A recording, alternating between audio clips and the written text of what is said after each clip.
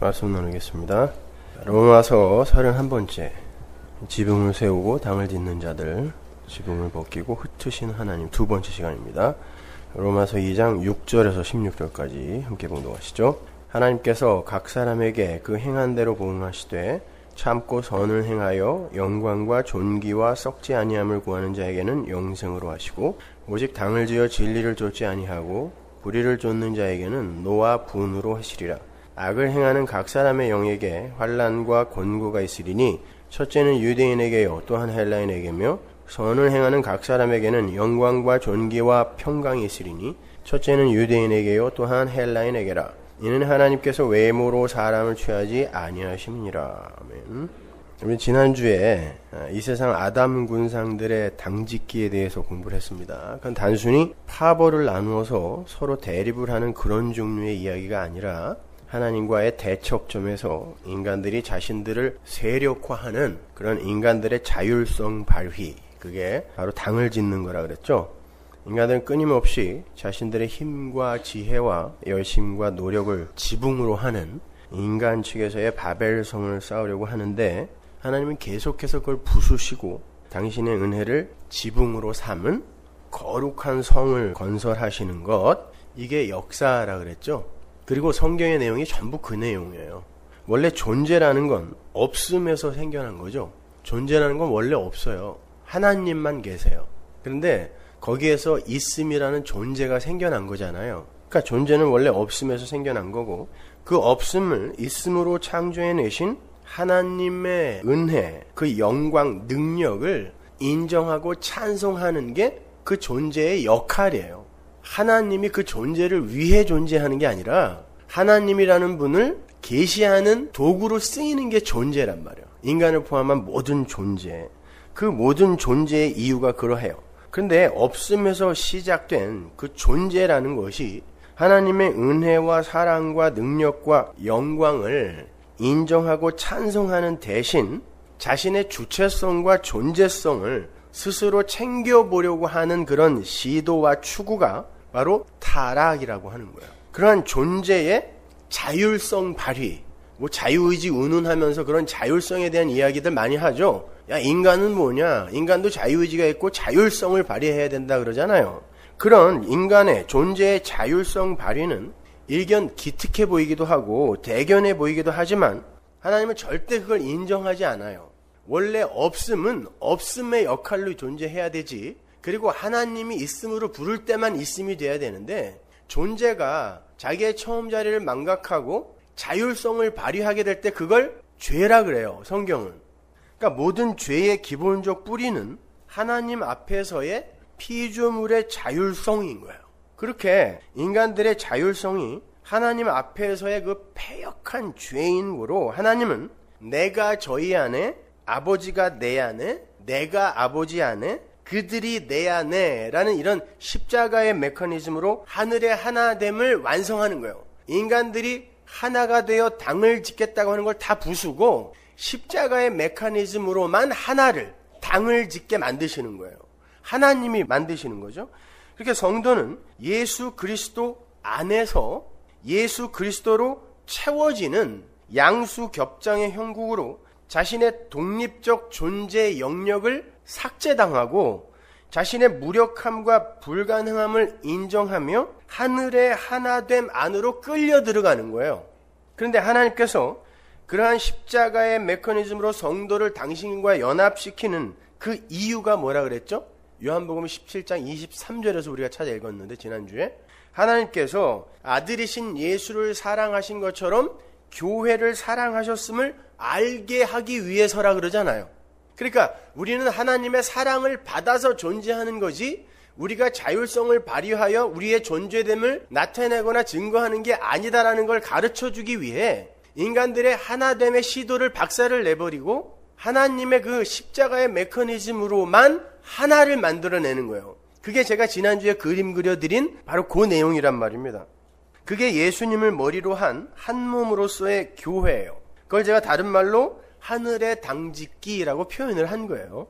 근데 그러한 하늘의 당짓기는 이 역사 속에서의 인간들의 당짓기를 흩어버리는 것으로 나타난다 그랬죠. 그래서 제가 창세기부터 쭉 훑어드렸잖아요. 하나님이 어떻게 흩으시는지. 그래서 하나님은 창세기의 에덴 동산에서도 자기들의 자율성을 챙기기 위해 하나가 되었던 마귀와 여자를 원수라는 관계로 흩어버리시죠. 그리고 에덴에서 쫓아내잖아요. 이게 흩으심이란 말이에요. 하나님의 흩으심. 그리고 가인과 아벨을 흩으시고 또 용사, 유명한 자, 거인됨을 지향하며 하나가 되려 노력했던 노아 시대의 아담들을 홍수로 또 흩어버리죠. 그러한 인간들의 하나됨의 추구와 하나님의 흩으심은 아주 집요하게 대립을 하며 역사를 관통해요. 인간들은 바벨탑의 현장에서 아예 노골적으로 우리가 힘을 모아서 흩어짐을 면하자라고 불륜의 연합을 꾀하죠. 그러한 인간층에서의 당짓기가 바벨탑 건설인 거예요. 그건 하나님의 영광과 능력과 은혜 앞에서 그분을 인정치 않는 행위고 그것이 바로 하나님을 대적하는 거였어요. 그래서 하나님은 그 바벨탑과 바벨성, 거기서 성과 대를 쌓자 그러죠. 이게 성과 탑이란 뜻이에요. 즉 인간 세상의 대표적 예표요 총화라 할 수 있는 그 바벨론을 흩어버리는 거예요. 그 바벨탑, 바벨성이라고 번역된 단어가 70인역에서는 바벨론이에요. 그러니까 요한계시록의 바벨론이 창세기에 등장하는 거예요. 그래서 하늘의 하나님 백성의 모형으로 선택이 된 이스라엘이 아수르로, 바벨론으로, 애굽으로 계속 흩어지는 역사를 사는 거예요. 그런데 중요한 건 그러한 인간들의 세력화 작업은 내 안에서 가장 먼저 왕성하게 일어난다라는 거예요. 이게 중요한 거죠. 모든 인간은 자신의 자율성을 그 누구에게라도 억어당하고 싶어 하지 않아요. 우리의 모습이에요, 그것이요. 모든 인간은 그렇게 자신의 자율성을 발휘해서 나라는 존재를 하나님의 대척점에 세워요. 내가 하나님이 되고 싶다라는 건 하나님의 대척점에 서는 거예요. 원수로 서는 거란 말입니다, 그게. 하나님은 그걸 부수심으로 당신의 백성들을 건져내는 거예요. 따라서 요한계시록에 나오는 무너졌도다 무너졌도다 큰 성 바벨론이요 라는 그 한탄은 하나님의 그 심판의 완료적 선언, 나중에 그렇게 다 무너질 거예요. 하나님의 대척점에 선 건 그렇게 다 무너질 것이지만 구원에 있어서의 완료적 선언이기도 한 거죠. 우리 안에 있는 바벨론이 그렇게 무너졌도다 무너졌도다 큰 성 바벨론이요 이렇게 완전히 무너질 때 구원이 완료가 되는 거예요. 그걸 우리가 역사 속에서 사는 거예요. 내 안에 있는 바벨론이 무너져서 결국은 무너졌도다 무너졌도다 내가 죄인 중에 괴수 맞구나 이 자리로 밀려가는 걸 우리의 인생이라고 한단 말입니다. 하나님의 은혜 밖의 바벨론은 그렇게 무너짐으로 사망으로 던져지게 되지만 하나님의 은혜 안에 들어있는 하나님의 백성들은 자기 안에 바벨론을 격파당함으로 말미암아 하나님 절대 의존의 존재로 오롯이 서는 것, 이것이 우리 인생이란 말이죠. 결국 그런 하늘 백성들의 역사 속 흩어짐은 성령이 오심으로 완료가 되죠. 성령이 오시고 언어가 갈리는데 바벨탑 건설의 현장에서처럼 그들이 사분오열하는 게 아니라 오히려 성령이라는 지붕 아래서 하나로 연합이 되잖아요. 하나님의 흩으심이 하나님에 의해 시행이 되니까 인간들이 비로소 그 아래에서 하나가 되더라는 거예요. 근데 그 흩으심은 우리 안에서 먼저 일어나는 거예요. 근데 내 존재가 흩어진다는 건 죽는 거예요. 인간들은 끊임없이 자기의 자율성을 발휘하여 존재성과 주체성을 챙기려고 하는데 이게 죄이기 때문에 하나님이 우리 안에서 그 바벨론을 흩어버림으로 말미암아 날 완전히 죽여버리는 거예요. 그러므로 구원이 완성되는 거죠. 자, 그렇게 인간들의 당짓기의 표본인 바벨성 건설과 대조되는 게 성령이 임함으로 말미암아 완성이 되는 교회라는 거룩한 성의 건설이에요. 그래서 성이 대조가 되는 거예요. 창세기부터 요한계시록까지 계속해서 성전이 대조가 되는 거예요. 그러니까 바벨론은 인간들의 자율성 발휘에서 비롯된 그러니까 율법주의, 유대주의, 이게 옛 성전이에요. 이게 바벨론이에요. 그런 자율성 발휘에서 비롯된 모래 위에 지은 집을 모형하는 거고, 새 예루살렘, 거룩한 성 새 예루살렘은 예수 그리스도의 십자가 공로만을 기초로 하여 지어진 은혜의 집을 말하는 거예요. 전자를 옛 성전이 모형하고 있는 거고 후자를 새 성전, 즉 예수와 그 안에서 성전으로 지어지게 되는 교회가 설명하는 거예요. 성경은 예수도 성전이라 그러고 교회도 성전이라 그러잖아요. 그러니까 예수 안에서 지어지게 되는 교회. 그러므로 말미암아 하나님과 예수와 성도가 연합이 되므로 서로의 처소가 되는 거, 거처가 되는 거예요. 이것이. 그래서 예수님도 이 땅에 오셔서 인간들의 힘과 능력과 지혜의 상징인 율법의 옛 성전을 부수시고 새 성전이신 당신 자신을 제시해버리는 거예요. 그거 아니고 이거 받아야 된다라고요. 요한복음 2장 19절 보세요. 예수께서 대답하여 가라사대 너희가 이 성전을 헐어라. 내가 사흘 동안에 일으키리라. 유대인들이 가로되 이 성전은 46년 동안에 지었거늘 네가 3일 동안에 일으키겠느냐 하더라.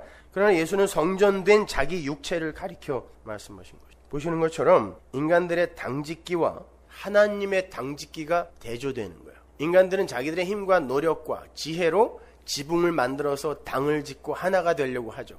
그러나 하나님은 그걸 부수시고 예수라는 지붕, 은혜라는 지붕, 십자가 피, 보혈이라는 지붕 밑으로 당신이 불러들이시는 거예요. 그게 구원이에요. 이게 타종교와 기독교가 다른 점이 이거 하나밖에 없어요.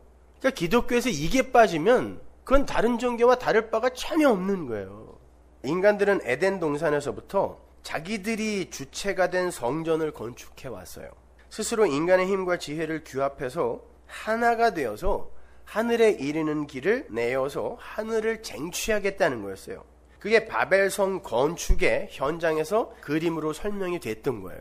그것이 구약의 율법과 성전 제사에서 다른 그림으로 나타나죠. 원래 율법과 제사는 하나님의 율법을 온전히 지켜낼 수 없는 하나님 절대 의존적 존재로 지어진 인간들이 자신들의 무력함을 인정하고 예수 그리스도라는 제물로 드려지는 십자가의 제사를 의지해서 하나님과 함께 동거하게 되는 그 하늘의 집으로 지어질 수 있음을 계시로 주었던 거예요. 그래서 성전을 주시고 거기에 제사를 주시고 제물을 주시고 율법이라는 걸 같이 주신 거예요. 율법을 지키고 제사를 잘 지내면 구원해 줄게가 아니라 율법으로 치고 제사로 건져내는 그 복음을 설명하는 건데 인간들은 그걸 다 지켜서 내가 하나님이 기뻐하시는 자로 성숙되겠다고 나선 거란 말이에요. 이게 바벨탑 건설이란 말이에요. 근데 이게 성화론으로 이어져서 이게 굉장히 기특하고 건전하고 건강한 신학인 것처럼 둔갑을 한 거란 말입니다. 인간들의 자율성 챙기기, 자존심, 주체성 챙기기는 이렇게 집요한 거예요.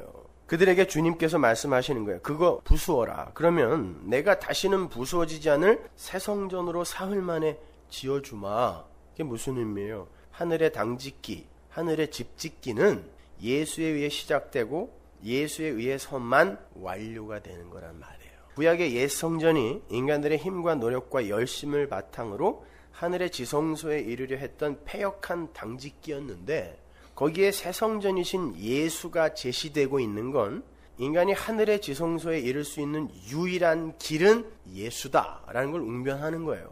그래서 창세기부터 자꾸 옛 성전, 새 성전이 이렇게 대조가 되는 거예요.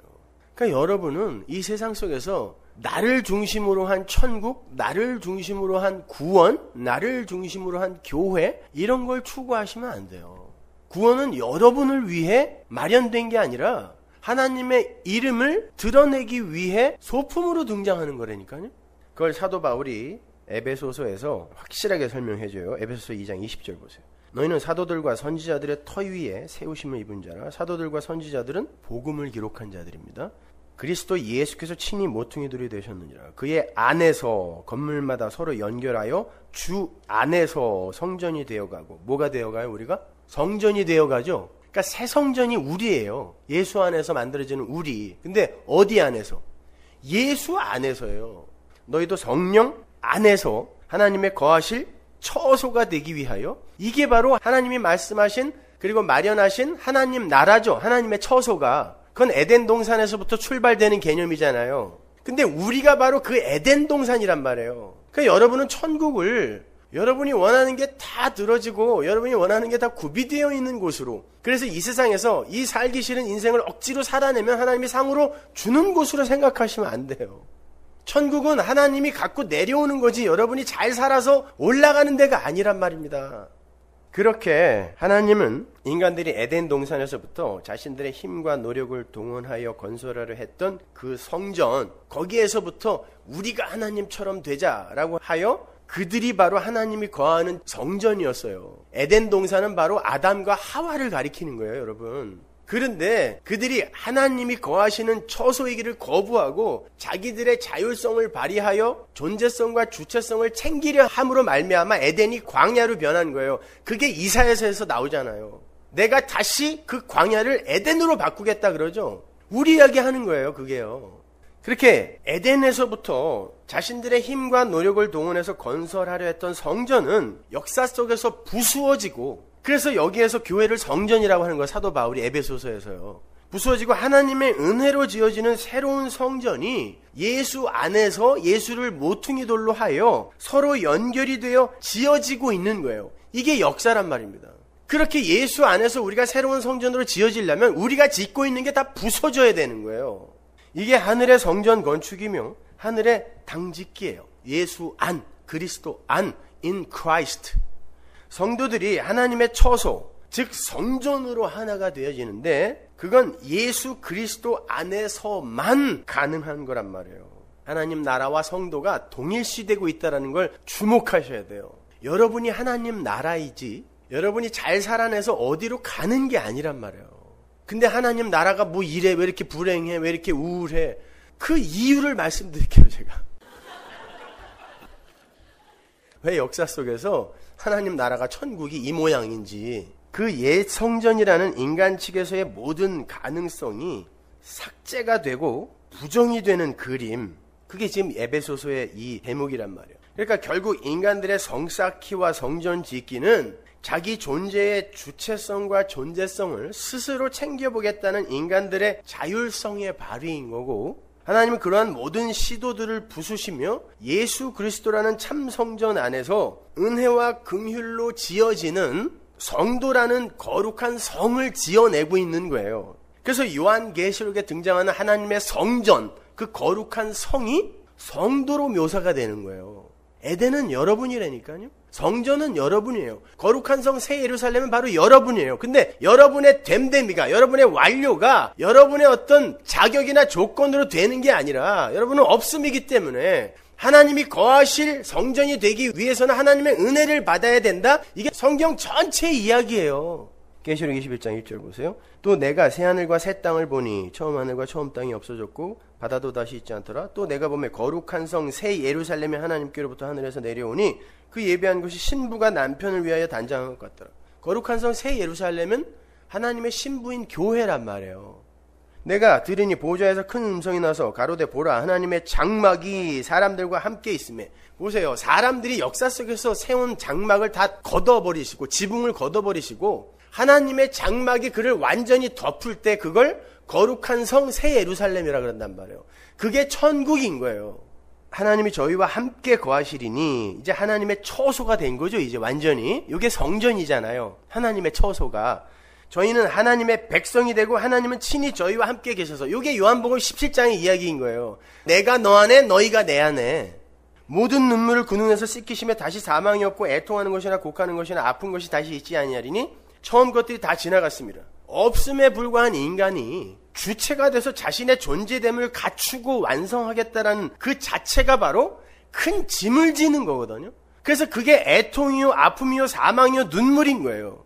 그래서 하나님은 그 처음 하늘과 처음 땅, 그리고 옛 예루살렘인 육신을 부수어 버리시고 새 하늘과 새 땅인 새 예루살렘으로 창조해내는 거예요. 그 지붕 다 벗겨버리고 내 은혜의 지붕으로 바꾸라는 거예요. 갈아엎으라는 거예요. 그러면 이젠 내 짐이 아니라 하나님의 은혜를 그냥 받아서 존재하는 자가 될 때 눈물과 아픔과 애통이 사라진다는 뜻이에요. 이 땅에서 여러분이 고생고생 잘 참으면 하나님이 거기 가서 닦아준다는 뜻이 아니라 우리는 이 세상 속에서 내가 주체가 되어 사는 삶을 살면서 눈물을 흘리고 아픔을 당하고 고통을 겪는 거예요.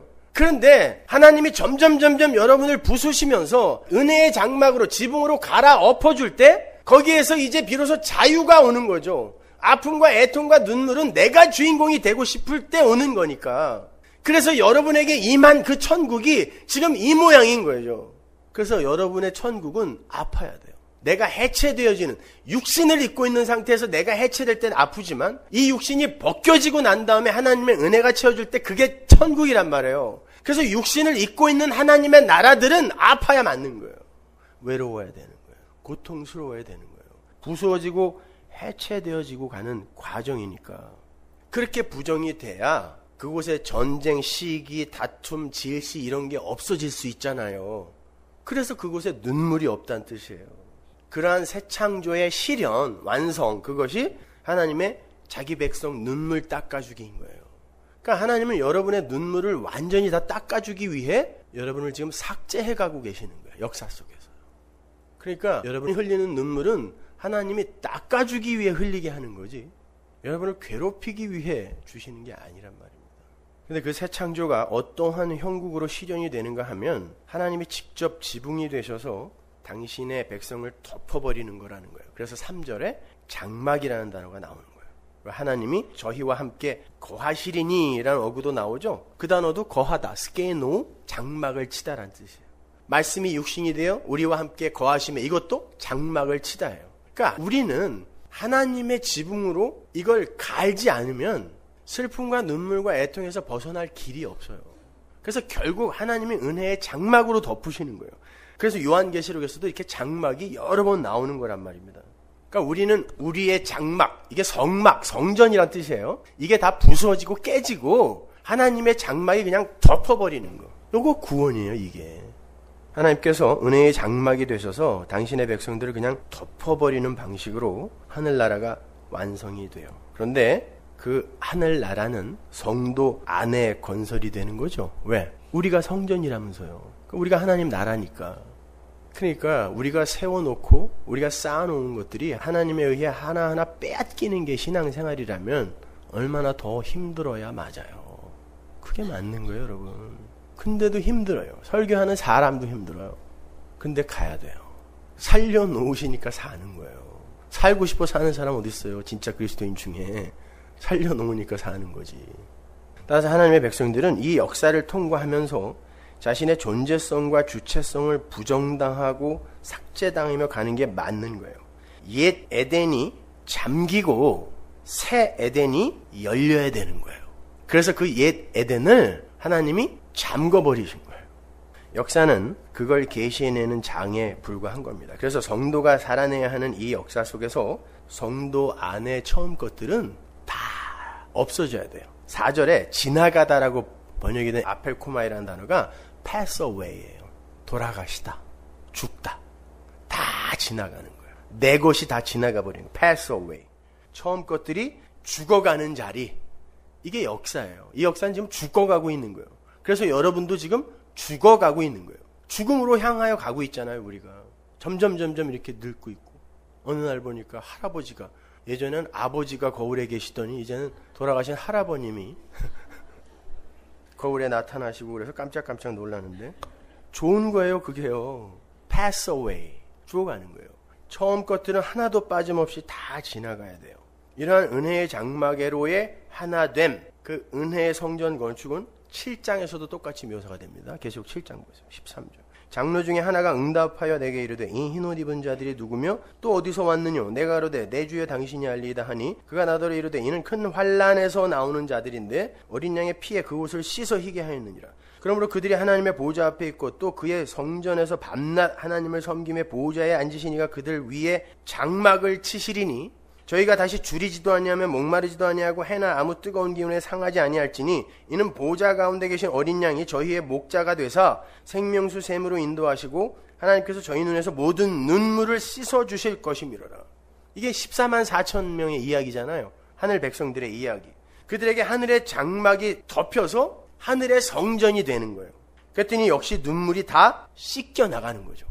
스스로의 힘으로 자신의 운명을 개척해보겠다고 하는 인생들의 수고하고 무거운 짐이 벗겨지는 거예요. 그래서 예수님이 수고하고 무거운 짐진 자들을 다 내게로 오라고 하신 거예요. 내게로 와라. 내 피를 마시라는 거예요.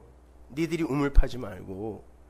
바로 그러한 새 창조의 이야기가 이 역사의 이야기이며 성경 전체의 이야기인 거예요. 그러한 하나님 측에서의 덮으심에서 기인하게 되는 하늘의 성전 짓기는 창세기에서부터 계속 계시가 되고 있어요. 우리가 못 알아먹는 거지. 하나님께서 천지를 창조하실 때 그 혼돈과 공허와 흑암을 뭘로 덮으시죠? 라하프라는 단어가 하나님의 신이 수면 위에 운행하다라는 그 단어라 그랬어요. 그랬더니 창조가 일어나죠. 하나님의 신은 성령이죠. 성령이 덮어야 존재가 된다는 뜻이에요.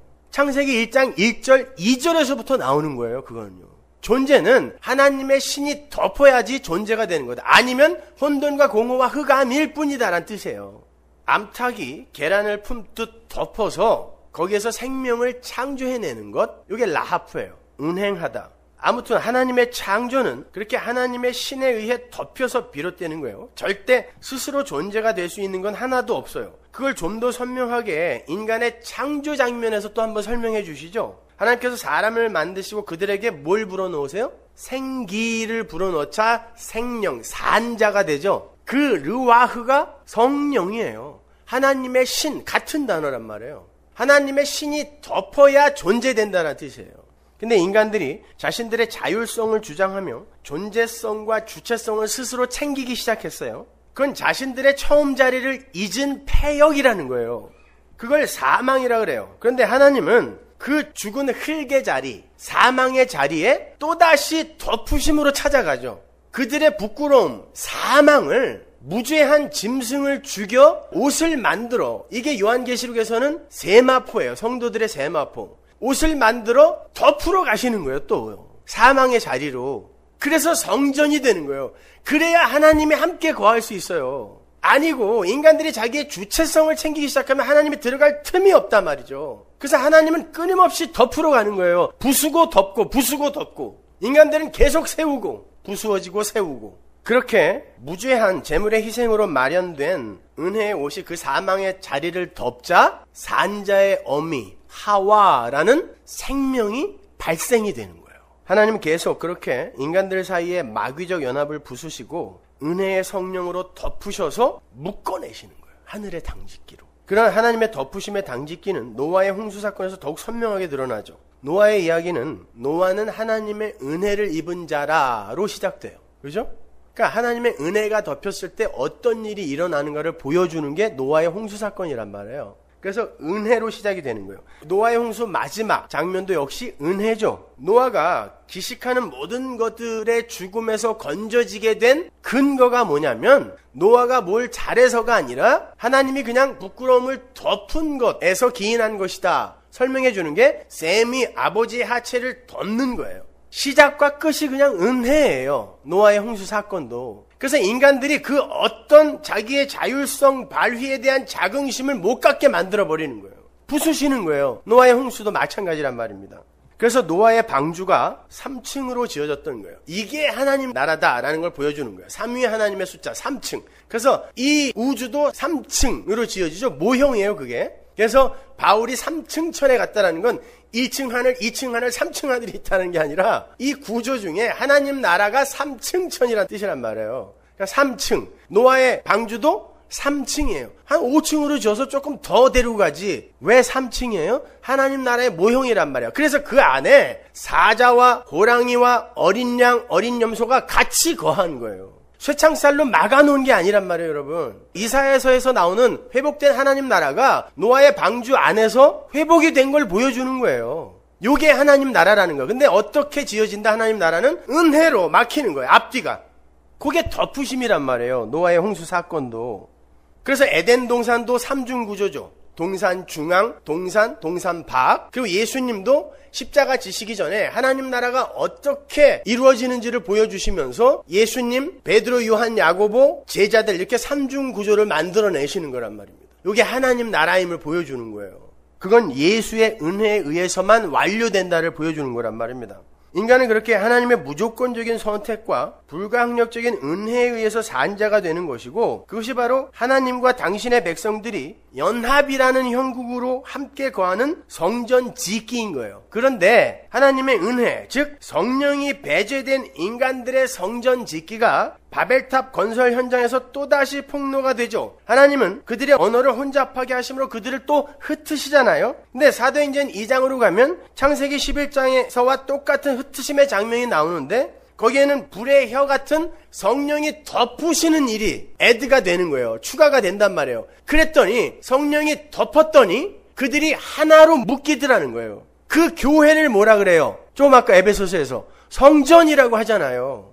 성전은 성령이신 하나님에 의해 완료가 되는 거예요. 인간들의 바벨탑 건설이 사도행전 2장에서 묵사발되는 거예요. 그리고는 성령에 의해 진짜 하나가 뭔지를 보여주는 거예요. 그게 교회란 말입니다. 성경을 잘 보시면 그런 인간들의 성전 짓기와 하나님의 성전 짓기가 계속해서 대조되어 대립하는 게 성경 전편에서 아주 자세하게 그려져요. 하나님은 계속하여 성령을 통하여 성전을 짓겠다고 하는데 인간들은 끊임없이 자신들의 힘과 노력으로 성전을 지어보겠다고 나의 나됨을 챙겨보겠다고 나서는 거예요. 그건 다른 종교에서도 너무 극명하게 나타나는 현상이에요. 기독교 이외의 모든 종교가 전부 인간들의 힘과 지혜와 가능성에서 출발을 해요. 그러한 것들을 열심히 개발하고 발전시키고 성숙을 해서 해탈도 하고 극락도 가고 열반에도 이르고 상도 받자. 이게 종교죠. 기독교의 모든 종교가 이거거든요. 근데 기독교도 요거랑 별반 다르지 않게 변질이 된 거예요, 지금. 이게 인간들의 종교잖아요. 그러한 것들을 서로 독려해주고 다독여주고 도와주면서 인간들이 얼마나 위대한 존재인지를 증명해보자는 거. 이게 종교예요. 그리고 이게 역사예요. 이게 인간이란 말입니다. 심지어 불교나 힌두교 등의 범신론자들은 인간들이 바로 신이다. 여기까지 가요. 그게 인간들의 당짓기란 말이에요. 하나님은 구약의 이스라엘에게 그러한 하늘의 성전 짓기가 오직 하나님의 덮으심, 성령의 덮으심에 의해서만 가능한 것임을 집요하게 강조하셨어요. 창세기부터 지금 계속 봐왔는데 진짜 이제 성전이라는 모형이 등장하죠. 그게 어떻게 지어지는지 보세요. 출애굽기 31장 1절. 여호와께서 모세에게 일러 가라사대 내가 유다 지파 훌의 손자요 우리의 아들인 부살레를 지명하여 부르고 하나님의 신을 그에게 충만하게 하여 지혜와 총명과 지식과 여러 가지 재주로 공교한 일을 연구하여 금과 은과 노수로 만들게 하며 보석을 깎아 물리며 나무를 새겨서 여러 가지 일을 하게 하고 내가 또 단지파 아히사막의 아들 오홀리압을 세워 그와 함께 하게 하며 무릇 지혜로운 마음이 있는 자에게 내가 지혜를 주어 그들로 내가 내게 명한 것을 다 만들게 할지니 곧 회막과 증거계와 그 위에 속죄소와 회막의 모든 기구. 하나님께서 모세에게 성막, 성전을 짓게 하는데 그 성막을 짓는 자에게 뭘 부으세요? 하나님의 신을 부으신단 말이에요. 하나님의 신이 부어지면 그에게 지혜가 생긴다 그러죠. 성경에 나오는 지혜는 전부 성전 짓는 지혜예요. 다른 지혜 아니에요. 하나님의 백성들에게 성령이 부어지면 거기서 성령에 의해 성전이 지어지는 지혜가 생기게 되고 그것에 의해 성전이 완성되는 형국인 거예요. 출애굽기 28장 1절 보세요. 너는 이스라엘 자손 중 내 형 아론과 그 아들들 곧 나답과 아비후와 엘르아살과 이다마를 그와 함께 내게로 나오게 하여 나를 섬기는 제사장 직분을 행하게 하되 내 형 아론을 위하여 거룩한 옷을 지어서 영화롭고 아름답게 할지니 너는 무릇 마음에 지혜 있는 자 곧 내가 지혜로운 영으로 채운 자들에게 말하여 아론의 옷을 지어 그를 거룩하게 하여 내게 제사장 직분을 행하게 하라. 성전에서 쓰이는 모든 것은 다 성령을 받고 지혜로운 자가 된 그들에 의해서만 만들어져야 돼요. 성전, 여러분은 그렇게 지어지는 거예요. 성령에 의해서. 그래서 여러분이 행하는 모든 행위가 다 여러분 것이 아니에요. 우리는 죽을 때까지 죄만 짓는다는 얘기가 아니라 우리 안에서 나오는 모든 행위가 성령에 의해 지혜의 영이신 성령에 의해 주도되는 것이다라는 걸 인정하자는 거지 우리가 착한 일 하지 말자는 거 아니란 말입니다. 은혜를 오도하지 마세요. 그래서 베드로도 성도를 거룩한 나라라고 부른 거예요. 그게 하나님 나라예요. 성전이에요. 에덴이에요. 따라서 성전이 지어지는데 성령이 가입을 하는 건 사람이 하나님이 거하시는 하나님 나라, 즉 하나님의 처소가 되기 위한 유일한 길은 성령의 덮으심에 의해서만 가능한 것임을 모형으로 보여주고 있는 거예요. 잘 생각해 보세요. 에덴 동산도 하나님이 당신의 백성들과 함께 거하시던 하나님 나라의 모형이었죠. 하나님과 하나님의 백성이 함께 거하던 하나님 나라의 모형이었단 말이에요. 그래서 삼중 구조예요. 노아의 방주도 마찬가지고 예수 안에서 은혜로 구원을 받게 되는 하나님의 백성과 하나님이 함께 거하시는 에덴의 다른 그림이 방주였잖아요. 성막과 성전 마찬가지예요. 역시 하나님과 하나님의 백성들이 제사, 제물이라는 매개로 함께 거하게 되는 작은 하나님 나라의 모형이란 말이에요. 그래서 성전이란 말입니다. 그래서 성전도 성령에 의해 지어지는 거고 에덴 동산도 하나님의 신이 수면 위에 운행하심으로 지어지는 거예요. 그렇다면 성전의 건축은 태초의 에덴이 새롭게 창조되는 거죠. 물론 하늘의 새 성전인 교회의 탄생을 모형하는 거지만 에덴, 성전, 하나님의 교회 이렇게 옮겨가는 거란 말이에요. 이사야서 51장 3절 보세요. 대저 나 여호와가 시온을 위로하되 그 모든 황폐한 곳을 위로하여 그 광야로 혼돈과 공허와 흑암이에요. 예레미야는 요거를 혼돈과 공허와 흑암이라 그러죠. 광야로 뭘 만들어요? 에덴을 만들겠다는 거예요. 에덴 갖고 그 사막으로 그 에덴을 뭐라 그래요? 이사야가 여호와의 동산이라 그래요. 하나님의 처소란 뜻이에요. 동산으로 만들겠다는 거죠. 그 가운데 기뻐함과 즐거워함과 감사함과 창호하는 소리가 있으리라. 내 백성이여 내게 주의하라. 내 나라여 내게 귀를 기울이라. 내 백성아 니들이 내 나라다 그러는 거예요. 내가 새로운 에덴으로 만들어내겠다는 거예요. 어떻게? 하나님의 신이 운행하여. 그래서 에스겔서에서 다음 주에 우리가 살펴볼 거지만 하나님의 신이 임하는 거예요. 그 혼돈과 공허와 흑암에. 그게 새 창조에 나오잖아요. 새 언약의 묘사 부분에 나오잖아요. 그것이. 내가 내 신을 그 속에 두겠다고. 이는 율법이 내게서부터 발할 것임이라. 내가 내 공의를 만민의 빛으로 세우리라. 이렇게 하나님은 에덴을 여호와의 동산, 즉 여호와의 거하시는 처소라고 말씀하세요. 근데 그 첫 번째 에덴은 잠가버리세요. 그리고 은혜의 에덴을 새롭게 창조하시는 게 새 창조란 말이에요. 그래서 그 잠긴 에덴이 옛 성전으로 또 이스라엘로 계속 반복되어 그려지고 있는 거예요. 그것들은 계속 삭제의 길로 가고 새로운 성전과 새로운 이스라엘, 새 예루살렘이 은혜로 제시되는 거예요. 계속 이 둘이 대조되는 거예요. 인간들은 인간들의 자율성을 발휘하여 존재성을 챙기려고 하고 하나님은 계속 그걸 부수시고 하나님이 세우시는 하나님 나라를 보이시고 제시하는 거예요. 성경 전체가 그 이야기예요. 시편 132편 13절 보세요. 여호와께서 시온을 택하시고 또 나오죠. 자기 거처를 삼고자 하여 이르시기를. 시온은 이스라엘이에요. 교회. 이는 나의 영혼이 쉴 곳이라. 내가 여기 거할 것은 이를 원하였습니다. 나의 영혼이 쉴 곳. 이게 안식이란 뜻이에요. 하나님이 에덴 동산에서 안식이란 단어를 처음 쓰시죠. 그런데 인간들이 자기들의 존재성을 챙기기 시작하면서 거기가 안식의 장이 못 됐잖아요. 그런데 하나님은 반드시 당신이 안식하실 곳으로 그 에덴을, 성전을, 교회를 만들어내고 마시겠다는 뜻이에요. 우리가 조금 전에 찾아서 읽었던 것처럼 사도 바울은 그런 하나님의 처소가 바로 우리 자신이라고 한단 말입니다. 그러니까 우리 얘기인 거예요. 에베소서 2장 다시 보세요. 21절. 그의 안에서 건물마다 서로 연결하여 주 안에서 성전이 되어가고 에덴이 되어가는 거예요. 새로운 에덴. 너희도 성령 안에서 하나님의 거하실 처소가 되기 위하여 예수 안에서 함께 지어져 가느니라. 그러니까 지금 에덴 동산이나 성전 건축이나 전부 하나님의 백성들이 어떻게 하나님이 마음 놓고 충만하게 거하실 수 있는 하나님 나라가 되어가는지를 그리고 있는 거예요. 근데 그 방법이 뭐라 그랬어요? 성령이 은혜로 덮으심으로 되는 거예요. 거기에서 인간들의 모든 자격과 열심과 노력과 조건은 다 삭제당하는 거예요.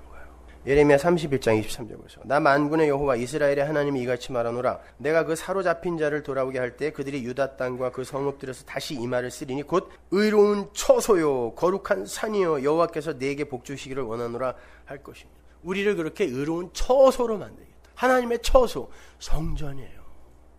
그러니까 이 역사는 하나님께서 당신의 백성들을 당신이 거하실 처소로 만들어내는 과정인 거예요. 연합시켜내는 과정. 그러니까 여러분은 천국을 기다리시면 안 돼요. 여러분은 천국 가서 행복하겠다라는 그 마음부터 버리셔야 돼요. 그 나라는 물론 행복한 나라일 거예요. 그러나 우리가 생각하는 지금 육신을 입고 있는 여러분이 이성으로 추측하는 그런 행복 아니에요. 이 육신이 다 삭제되었을 때 우리는 감히 상상도 하지 못하는 그 행복 이야기하는 거예요. 근데 지금은 우리가 그거 추측을 못한다니까요. 그러니까 함부로 불교 경전에 나오는 그런 극락 그리지 마세요. 왜 내 인생이 이렇게 불행해? 아니에요. 여러분이 육을 갖고 있기에 그렇게 느끼는 것일 뿐이에요. 천국이 내가 원하는 것으로 다 갖춰져 있고 내가 원하는 것은 다 할 수 있는 곳, 그런 곳이라고 그리는 사람들이 바로 여전히 자기를 중심으로 한 당을 짓는 사람들이에요. 엉뚱한 성전 짓고 있는 거잖아요. 지금 그거 깨시는 거라니까요. 하나님이. 천국은 나는 죽은 자입니다 라는 고백이 있는 곳을 말해요. 여러분, 그래야 짐이 벗겨져요. 근데 그 짐 벗는 게 이렇게 힘들잖아요. 내가 죽는 게 이렇게 힘들잖아요. 근데 이게 천국이라니까요. 귀 있는 이만 들으세요. 누가 알아듣겠어요, 이거를. 이사야서 66장 1절 보세요.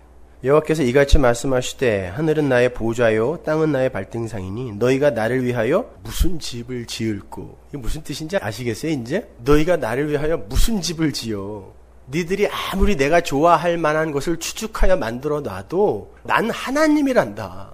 내가 그거 좋아할 것 같니? 너희들이 날 위해 무슨 집을 짓겠니? 나의 안식할 처소가 어디랴? 나 여호와가 말하노라. 나의 손이 이 모든 것을 지어서 다 이루었느니라. 누가? 여호와가. 어떻게? 90%만? 아니요. 다 이루었어요. 이게 예수님의 십자가에서 하신 말씀과 똑같은 말이에요. 테텔레스타이. 다 이루었다. 무릇 마음이 가난하고 심령에 통회하며 나의 말을 인하여 떠는 자 그 사람은 내가 권고하려니와. 이게 산상수훈이잖아요. 이게 다 뭐예요? 우리 배웠죠? 나는 아닙니다. 내 안에 하나님을 기쁘게 해드릴 만한 것이 아무것도 없습니다가 가난한 거잖아요. 이게 애통한 거였잖아요. 그런데 그 반대로 소를 잡아드리는 것, 살인함과 다름이 없고 어린 양으로 제사 드리는 것, 개의 목을 꺾는 거고 드리는 예물은 돼지의 피와 다름이 없고 분향하는 건 우상을 찬송함과 다름이 없이 하는 그들은 자기의 길을 택하며 그들의 마음은 가증한 것을 기뻐한지. 인간들의 종교 행위를 쭉 나열한 다음에 야 그걸로 너희들이 나를 기쁘게 한다고? 내가 구할 처소를 짓는다고? 아니야 이야기하는 거예요. 나도 유혹을 그들에게 택하여 주며 그 무서워하는 것을 그들에게 임하게 하리니 이는 내가 불러도 대답하는 자 없으며 내가 말하여도 그들이 청종하지 않고 오직 나의 목전에 악을 행하며 나의 기뻐하지 아니하는 것을 택하였음이니라 하시니라. 종교행위를 쭉 나열한 다음에 그건 내가 기뻐하는 거 아니야라고 이야기하는 거예요. 그럼 바벨탑, 바벨성 쌓지 마라고 이야기하는 거죠. 하나님의 처소, 교회는 인간들의 그 어떤 기특한 행위로도 지어질 수 없는 그런 종류의 나라예요. 그래서 하나님은 성전을 짓겠다고 내어놓는 그러한 인간들의 종교 행위나 선행을 오히려 가증한 것이며 악한 것이라고 말씀하시는 거예요. 하나님 나라는 하나님의 창세전 언약에 의해 하나님에 의해 건설되는 나라예요. 나라 그러니까 또 딴 게 자꾸 생각나죠? 거룩한 나라, 성전, 거룩한 성, 새 예루살렘. 그 나라는 하나님이 그들의 하나님이 되시고 그들이 하나님의 백성이 되어 연합이 되는 상태의 나라. 에스겔서 37장 26절 보세요. 내가 그들과 화평의 언약을 세워서 영원한 언약이 되게 하고 또 그들을 견고하고 번성케 하며 내 성소를 그 가운데 세워서 영원히 이르게 하리니 내 처소가 그들의 가운데 있을 것이며 나는 그들의 하나님이 되고 그들은 내 백성이 되리라. 요 이야기예요. 내 처소로 만들어버리겠다. 내가 뚫고 들어가서 그들의 자아를 해체시켜버리고 나로 채우겠다는 거예요. 에스겔서 43장 7절 보세요. 내게 이르시되 인자야 이는 내 보좌의 처소 내 발을 두는 처소 내가 이스라엘 족속 가운데 영원히 거할 곳이라. 이렇게 교회라는 하나님의 처소가 에덴에서 방주에서 성막에서 성전에서 그리고 거룩한 성 새 예루살렘으로 계속 그려지고 있는 거예요. 근데 바로 그 하나님의 처소는 하나님의 은혜의 장막 성령으로만 완성이 되는 거라는 거예요. 근데 바로 그 성전을 완성하는 이가 누구죠? 사무엘하 7장 다윗의 언약에서 다윗의 후손 솔로몬이죠. 솔로몬이 성전을 완성할 수 있게 된 건 무엇을 근거로 그렇게 된 거예요? 사무엘하 7장에 하나님의 언약 때문에 내가 네 후손에게 성전 짓게 할 거야 그랬잖아요. 근데 그 다윗의 후손은 정확하게 예수를 모형하고 있었던 거잖아요. 그래서 솔로몬이 말년에 막 우상도 섬기고 막 그러는 거죠. 마누라를 1000명씩 데려다가 같이 살고 그러는 거예요. 그게 기록이 되어 있는 거예요. 일부러. 그래서 솔로몬 하면 생각나는 게 뭐예요? 두 가지. 성전, 지혜. 솔로몬이 성전을 짓는 자로 예수의 모형으로 드러나기 때문에 솔로몬 하면 성전과 지혜가 떠오르는 거예요. 여러분 솔로몬이 1000번째 드려서 지혜 선물 받은 거 아니에요. 솔로몬은 하나님이 내가 너 뭐 줄까? 그랬더니 지혜 주세요 할 만큼 이미 지혜가 있었어요. 1000번째 드리면 하나님이 지혜 준다고요? 아니요. 1000번째는 그런 종류의 것이 아니에요. 근데 자꾸 우리 기독교에서 1000번째 해서 천일 새벽기도, 천일 제단 막 이런 이야기들 하는 거죠. 원래 그거 불교에서 온 거예요. 100일 제단은 불교에서 행하던 건데 그게 기독교로 넘어와서 천일 제단이 돼서 불교로 다시 넘어갔어요. 그래서 요즘 불교에서 입이 이만큼 나왔어요. 천일 기도가 생긴 거예요. 이 성경의 이야기를 근거로 아주 서로 도와주고 있는 거예요. 지혜는 하나님의 성령이 부어져서 그 성령이 지혜가 되어 지어지는 게 성전이다라는 걸 가르쳐주기 위해 그 성전을 짓는 자가 솔로몬이라는 사람에게 역할로 주어졌기 때문에 솔로몬에게 굳이 지혜가 주어지는 내용이 나오는 거예요. 그래서 결국 솔로몬이 그걸 짓는 거예요. 짓는데 그것도 모형인 것이 솔로몬이 그거 다 지은 다음에 하나님, 우리가 우리의 죄를 위하여 이 성전에서 기도할 때 하나님은 하늘에서 들으시고 라고 이야기를 해요. 그리고는 또 뭐라 그러냐면 어찌 하나님이 인간이 지은 집에 거하시겠느냐 그래요. 그럼 왜 졌냐고요. 성전은 하나님의 백성은 어떻게 하여 하나님이 거하시는 성전이 된다. 하나님과 하나가 되는 연합이 되는 곳으로 끌려가는 것이다를 가르쳐주기 위해 솔로몬에게 굳이 성전을 짓게 한 거고 그에게 지혜가 부어지는 거예요. 출애굽기에서 봤잖아요. 그 성전은 지혜의 성령이 지을 수 있는 거예요. 그렇다면 성전을 완성한 솔로몬의 지혜가 적힌 책이 뭐예요? 잠언이죠. 시가서 5개가 다 예수의 십자가를 설명하는 거예요. 어떻게 인간이 인간의 당짓기를 공격당하고 어떻게 성령의 지혜로 예수의 십자가 은혜로 성전이 지어지게 되는지를 설명해 주는 게 완벽한 그림으로 설명해 주는 게 시가서 5개예요. 성경은 카이즘 구조로 기록이 됐다고 그랬죠. 카이즘 구조가 뭐예요? 맨 가운데 핵심을 넣어놓고 쭉 옆으로 펼쳐 설명하는 거예요. 그래서 성경을 가운데를 뚝 피면 시편이 나오는 거예요. 시가서 5개가 나오는 거예요. 거기에 예수예요. 그리고 나머지를 예수로 쭉 설명하는 거예요. 이게 카이즘 구조예요. 히브리 사람들의 문화 기법. 잠언. 그러면 잠언이 뭐겠어요? 솔로몬이라는 성전 짓는 이가 지혜를 설명하는데 그 책의 내용이 뭐겠냐고요. 성전은 어떻게 하여 이 지혜에 의해 지어지게 되는가를 설명하는 게 잠언이에요. 그러니까 여러분 잠언을 읽으면서 야, 이 세상을 어떻게 하면 인간답고 도덕적으로 윤리적으로 살 수 있을까를 찾아내는 건 성경을 완전히 거꾸로 보시는 거예요. 잠언은 그거 하라고 교훈집으로 준 거 아니에요. 그래서 잠언 1장 1절이 이렇게 시작하는 거예요. 보세요. 다윗의 아들 이스라엘 왕 솔로몬의 잠언이라. 왜 다윗의 아들이라 그래요? 누가 몰라요?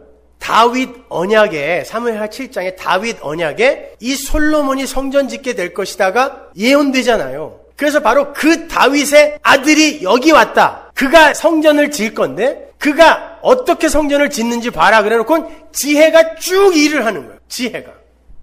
사무엘하 7장 5절을 한번 볼게요. 가서 내 종 다윗에게 말하기를 여호와의 말씀이 내가 나를 위하여 나의 거할 집을 건축하겠느냐? 다윗은 마태복음 1장에서 삭제되죠. 그래서 14로 가는 거예요. 사람들은 전부 다윗을 기다리는데 아니다. 그래서 다윗이라는 이름 14 다윗 그래놓고 족보에도 다윗 딱 넣어놓고 결국에는 우리아의 아내로 표기를 함으로 다윗을 빼버리는 거죠. 그 다윗 세상 사람 인간들의 당짓기로는 민속 메시아 사상의 중심이 다윗이니까 안 된다를 보여주는 거예요. 그래서 다윗에게 그러는 거야. 너는 집 못 지어 그러는 거예요. 네 후손 다윗의 자손 누구요? 예수요. 예수가 짓는다. 그 이야기 해주는 게 다윗 언약이거든요.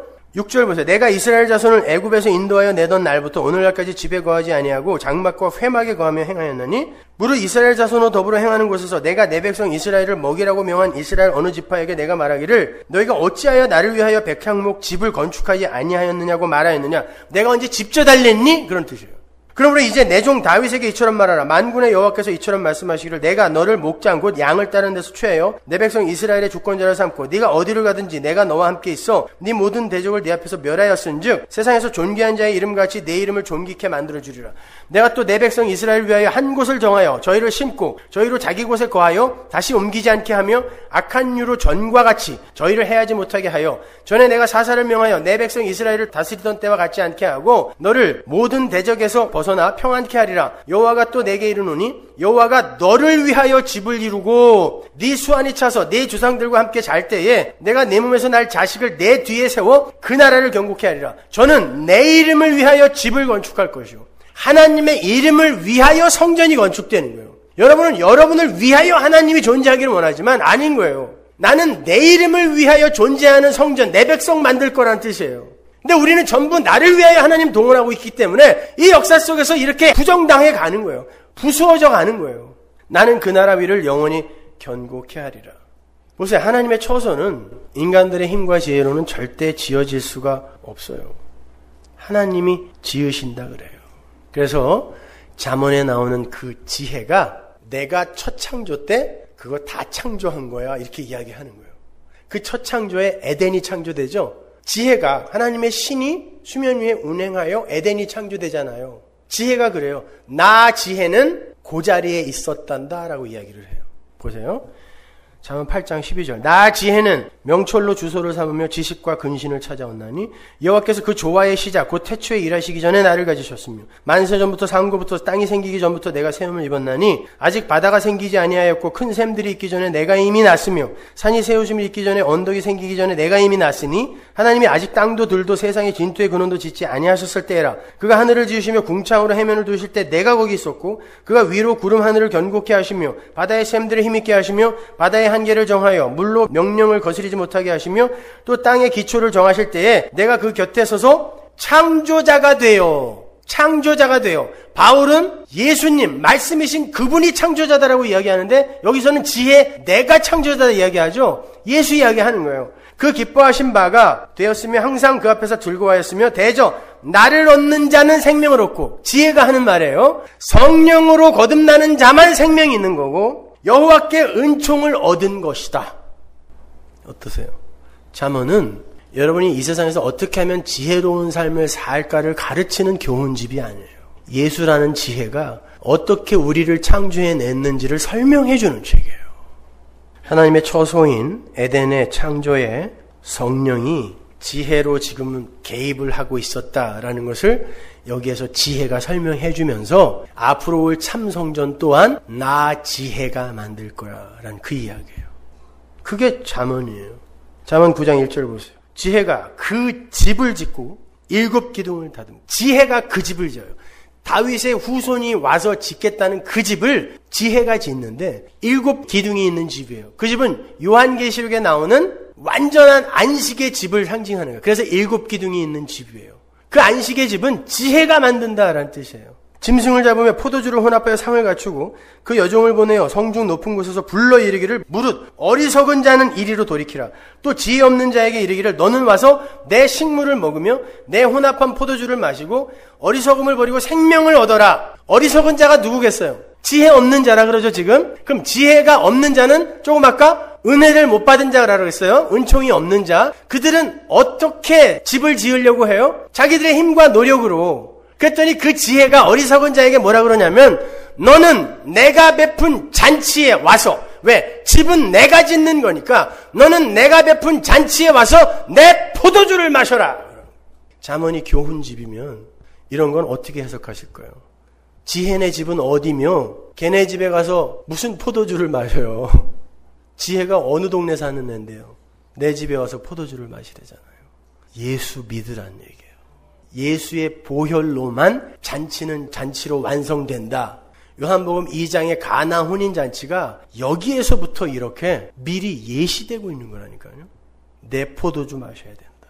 그 지혜가 성전을 짓는데 다른 말로 하나님의 백성들을 성전으로 지어가는데 어떤 지향점을 두고 지어가는지 보세요. 잠언 9장 10절. 여호와를 경외하는 게 지혜의 근본이요. 남 믿는 거 아니에요. 여호와를 경외하는 게 지혜의 근본이고 거룩하신 자를 아는 게 명철이다. 예수님은 뭐라 그래요? 그분을 아는 걸 영생이라 그랬잖아요. 하나님과 하나님이 보내신 자, 거룩한 자를 아는 게 영생이다. 그건 잠언에 나오는 이야기예요, 여러분. 이렇게 먼저. 그러면 잠언에도 하나님의 백성에게 성령이 부어지는 장면이 나와야죠. 나옵니다. 1장으로 가보세요. 20절. 지혜가 길거리에서 부르며 광장에서 소리를 높이며 번화하는 길머리에서 소리를 지르며 성문 어귀와 성중에서 그 소리를 바라여 가로되 너희 어리석은 자들은 어리석음을 좋아하며 거만한 자들은 거만을 기뻐하며 미련한 자들은 지식을 미워하니 어느 때까지 하겠느냐? 나의 책망을 듣고 돌이켜라. 보라, 내가 나의 신을 너희에게 보여주며 나의 말을 너희에게 보이리라. 지혜 없는 자, 어리석은 자는 뭐죠? 인간의 가능성을 의지하는 자들이었어요. 그들에게 뭐라 그래요? 어리석은 자들아, 돌이켜라. 어떻게 돌이켜요? 인간의 힘으로는 못 돌이켜요. 내가 내 신을 부으리라. 그리하여 성전되는 것이다. 하나님의 백성은 그렇게 완료되는 것이다. 이거 설명하는 거예요. 새 창조의 이야기, 구원의 이야기가 잠언이에요. 그렇게 다윗 언약에 의거해서 하늘의 성전을 짓는 메시아 역할을 했던 솔로몬의 이름이 맨 앞에 나오는 책이 또 하나 있어요. 아가서죠. 아가서 1장 1절 보세요. 솔로몬의 아가라. 솔로몬의 사랑 노래. Song of Songs. 무엇에 관한 노래겠어요? 역시 솔로몬의 성전 짓기에 관한 이야기예요. 다윗 언약에 근거한 솔로몬의 성전 짓기. 그러면 솔로몬의 이야기, 이 아가서에서 하늘의 성전의 역할을 맡은 게 누구? 술람미예요. 그래서 술람미가 게달의 장막 같은 검고 못생긴 노예 처녀로 나오는 거예요. 그게 출애굽기에서 이디오피아 여인, 구스 여인으로 모세의 아내가 되어 갑자기 신분 상승하게 되는 그 여인으로 또 한 번 그려진 거고요. 하나님의 백성은 그러한 자리에서 거저 하나님과 결혼하여 하나님의 신부되는 거고 하나님과 연합되는 거고 요게 한 몸이었잖아요. 창세기 2장에서 남자가 부모를 떠나 여자와 한 몸 되는 게 결혼이었으니까 그렇게 해야 하나님 백성 되는 거야를 그려주는 거예요. 근데 그걸 부정한 미리암이 문둥병자가 되는 거예요. 네가 누구를 판단해? 너를 기준으로 하여 저 여자를 검둥이고 또 이방인이라고 네가 지금 모세를 야단쳐? 네 모습은 어떤지 봐라. 봤더니 문둥이인 거예요. 마찬가지 아가서에도 그 예쁜 예루살렘 여자들이 나오는데 술람미도 반했어요. 니들이 이쁜 거 나도 알아. 그런데 얘들아 어떻게 하면 좋니? 신랑이 내가 좋댄다? 이게 아가서예요. 술람미가 뭘 잘해서가 아니에요. 요리를 잘해서? 말을 잘 들어서? 아니에요. 신랑이 사랑해버린 거예요. 그냥. 아무 조건이 없는데. 이 아가서는 제가 수련회 가서 자세하게 설명을 해드릴 텐데 예수의 이야기예요. 예수와 교회의 이야기. 아가서 2장 16절 보세요. 나의 사랑하는 자는 내게 속하였고 나는 그에게 속하였구나. 그가 백합화 가운데서 양떼를 먹이는구나. 어디서 보셨죠? 요한복음 17장. 아가서 6장 2절. 나의 사랑하는 자가 자기 동산으로 내려가. 아가서에 특히 동산이 많이 나와요. 에덴의 이야기, 새 에덴의 이야기거든요. 자기 동산으로 내려가 향기로운 꽃밭에 이르러서 동산 가운데서 양떼를 먹이며 백합화를 꺾는구나. 나는 나의 사랑하는 자에게 속하였고 나의 사랑하는 자는 내게 속하였도다. 이게 지금 창세기 2장의 남자 여자 창조하는 데서부터 쭉 이어지는 내용이에요. 아가서 7장 10절. 나는 나의 사랑하는 자에게 속하였구나. 그가 나를 사모하는구나. 나의 사랑하는 자야, 우리가 함께 들러 가서 동네에서 유숙하자. 예루살렘 여자들아, 니들이 잘난 거 다 안다. 근데 내가 거기에 절대 흔들리지 않아. 왜? 내 안에 내 신랑이 있고 내 신랑 안에 나 있다. 그거 내 신랑이 완료해 놓은 거거든. 근데 내 신랑이 왕이다. 어쩔래? 이게 성도의 당당함인 거예요. 이게 성도의 자유함인 거란 말입니다. 그 이야기가 우리가 지난주에 그림으로 보았던, 제가 그림으로 설명해 드렸던 요한복음 17장의 한몸되기 이야기인 거예요. 다시 가볼까요? 21절. 아버지께서 내 안에, 내가 아버지 안에 있는 것 같이 저희도 다 하나가 되어 우리 안에 있게 하사 세상으로 아버지께서 나를 보내신 것을 믿게 하옵소서. 내게 주신 영광을 내가 저에게 주었사오니 이는 우리가 하나 된 것 같이 저희도 하나가 되게 하려 함이니이다. 곧 내가 저희 안에, 아버지께서 내 안에 계셔 저희로 온전함을 이루어 하나가 되게 하려 함은 아버지께서 나를 보내신 것과 또 나를 사랑하신 같이 저희도 사랑하신 것을 세상으로 알게 하려 함이로소이다. 니들은 아버지의 사랑으로 비로소 존재가 되고 내 신부가 된 거지. 니들이 뭐가 잘나서가 아니야. 그래서 내가 십자가로 하나 만드는 거야. 하나님의 사랑을 부각시키기 위해서예요. 거기서 인간들은 부정되는 거예요. 삭제되는 거예요. 아가서의 주제가 바로 이거란 말입니다. 아가서 1장 5절 보세요. 예루살렘 여자들아, 내가 비록 거무나 아름다우니 게달의 장막 같을지라도. 이 게달의 장막이 다 해진 천막이란 뜻이에요. 자기 원래 모습은 이렇다는 거예요. 근데 솔로몬이, 내 왕이 왕궁의 휘장으로 여겨주신단다. 이게 아가서의 주제인 거예요, 여러분. 신랑의 처소인 신부는 그게 한 몸이잖아요. 하나됨이죠. 신랑의 처소인 신부는 신부의 자격과 조건을 근거로 되어지는 게 아니다라는 뜻이란 말이에요.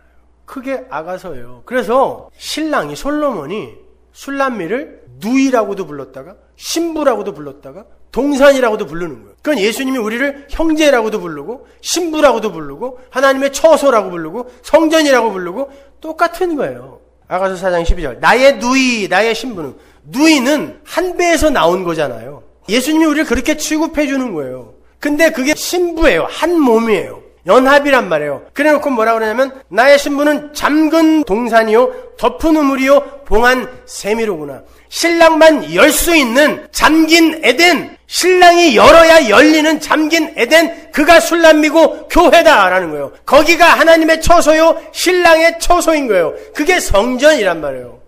전도서는 어때요? 전도서 1장 1절이 어떻게 시작하죠? 다윗의 아들 예루살렘 왕 전도자의 말씀이라. 솔로몬의 이름이 또 나오죠. 그러면 전도서도 무슨 얘기라는 거예요? 지혜의 성령에 의해 지어지는 성전 이야기, 십자가 이야기란 말이에요. 그래서 전도서에 인간들의 행위를 쫙 나열한 다음에 헛되고 헛되니 모든 게 헛되도다. 인간들의 하나됨, 인간들의 성쌓기, 인간들의 성전 짓기 다 헛되도다 이야기하는 거예요. 거기에서도 지혜가.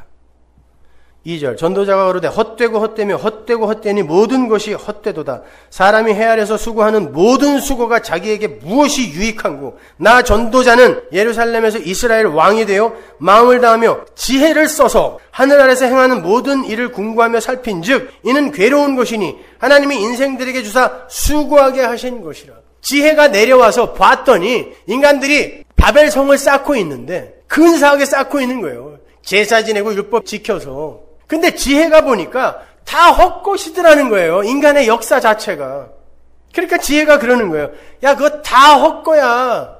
솔로몬이 마누라 1000명, 금은보화, 왕권 다 가져보니까 에이, 나중에 보니까 그거 다 헛거다. 이거 배우고 그냥 그거 헛거니까 니들도 거기에 욕심 두지 마. 이 이야기 한 거 아니에요. 사람들이 진짜 죽을 때 이거 다 헛거다 이러고 죽던가요? 안 그런 사람 많이 봤어요. 그거 안 놓으려고 귀중하고 가치 있다고 여기니까 안 놓는 거예요. 똥 싸고 오줌 싸고 죽읍디다. 그거 가치 있는 거 안 놓으려고요. 살아본들 우리가 육을 갖고 있는 이상 그런 거 헛되다라는 거 우리가 올바로 깨달을 수 없어요. 솔직히 얘기해보세요. 좋아 죽겠잖아요. 거짓말하지 말자고요. 그러니까 이렇게들 열심히들 사는 거 아니에요? 참 성전은 지혜에 의해서만 지어진다가 전도서예요.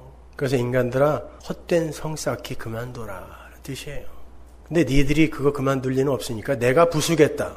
이게 전도서예요. 그래서 전도서를 읽으면 허탈해지는 거예요. 욥기는 어때요? 욥은 의인이었죠.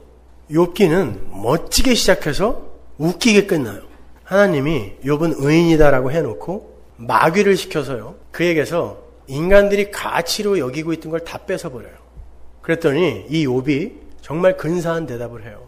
주시는 분도 하나님이요 걷어가시는 분도 하나님이니 모든 게 하나님의 은혜로다 그래요. 끝이죠 뭐 이거. 이게 우리가 궁극적으로 퇴해내야 하는 신앙 고백 아닙니까? 그런데 욥기 서론에 욥이 근사하게 행한 종교 행위들이 막 나와요. 아이들을 위해 제사 지낸 거, 정말 점도 없고 흠도 없이 살려고 애썼던 거, 이런 행위들이 많이 나와요. 그리고 그렇게 멋진 고백, 그 고백으로 시작이 된다고요.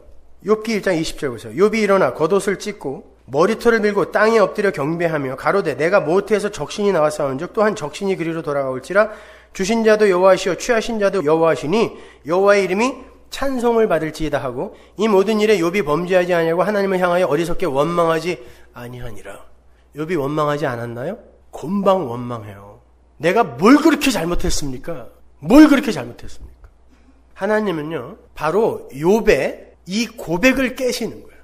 여러분은 욥기를 거꾸로 보시는 거예요. 하나님은 우리에게 이 고백을 하게 만들기 위해 성경을 준 게 아니라 욥이 지금 아무것도 모르고 지 됨됨이와 열심을 근거로 하여 주신 분도 하나님이요 거두시는 분도 하나님이 하나님의 찬송을 받으실지다라고 했던 요 고백, 이 율법주의자적인 요 고백을 부수시는 거예요. 나중에 욥이 뭐라 그러냐면 친구들이 너 하나님 앞에서 죄 져서 이렇게 벌 받는 거야 그랬더니 욥이 내가 무슨 죄를 그렇게 졌니? 내가 재물을 탐냈냐? 내가 무슨 욕정을 가졌었니? 난 아무것도 한 거 없어. 근데 내가 왜 이런 취급을 받아야 돼? 이게 인과응보잖아요. 근데 욥이 의인이라고 했단 말이에요. 하나님이 뭘 깨야 되냐면 욥아 내가 너를 의인으로 칭한 게 네가 그런 일을 잘해서 의인으로 칭한 게 아니야. 나는 내가 은혜를 부어서 너를 의인으로 만든 거란다. 근데 너는 지금 봐라. 그거 몇 개 뺏어갔더니 나에게 멋진 고백까지 해놓고 결국은 네 행위를 드러내놓고 그걸 기준으로 하여 내가 뭘 잘못했길래 내가 이런 대접을 받냐고 나한테 아각거리잖아. 네 친구들이나 너나 뭐가 다르냐 물으시는 거예요. 그래놓고 맨 마지막으로 가서 결정타를 매기는데 뭘 물으시냐면 욥아 허리 질끈 묶고 내 말 똑똑히 들어. 너 지혜 있냐 물으신다. 그죠? 너 지혜 있니? 물으시는 거예요. 너 지금 그 지혜로 내가 쏟아부은 그 지혜로 그 대답한 거야? 아니면 네 행위 근거로 그 대답한 거야? 욥이 할 말을 잃어요. 제가 무슨 말을 하겠어요? 그리고 입을 닫습니다. 그랬더니 하나님이 너 능력 있니를 또 물으세요. 그러면서 뭘 예로 드냐면 천지 창조를 쭉 이야기를 하세요. 하나님의 성전 짓기. 이거 내가 지은 거야. 마찬가지로 성전으로 내 처소로 지어지게 될 너도 내가 짓는 거란다. 근데 너 지혜 있어? 없어요. 능력 있어? 없어요. 그런데 왜 네 행위를 근거로 내 앞에서 자랑하려고 그래? 깨시니까 욥이 마지막 장에 가서 뭐라고 대답하는지 보세요. 욥기 42장 1절. 욥이 여호와께 대답하여 가로되 주께서는 무소불능하시오며 무슨 경영이든지 못 이루실 것이 없는 줄 아오니 무지한 말로 이치를 가리우는 자가 누구니까 내가 스스로 깨달을 수 없는 일을 말하였고 스스로 알 수 없고 헤아리기 어려운 일을 말하였나이다. 이게 무슨 말이에요? 우리가 1장 20절에서 읽었던 그 근사한 고백. 죄송합니다 하나님 몰랐습니다. 죄송합니다. 몰랐습니다. 그 얘기하는 거예요. 난 모르고 얘기했어요. 난 그게 잘하는 건 줄 알았어요. 그 이야기 하는 거예요. 그리고는 욥이 뭐라 그러냐면 저 회개합니다 그래요. 회개합니다.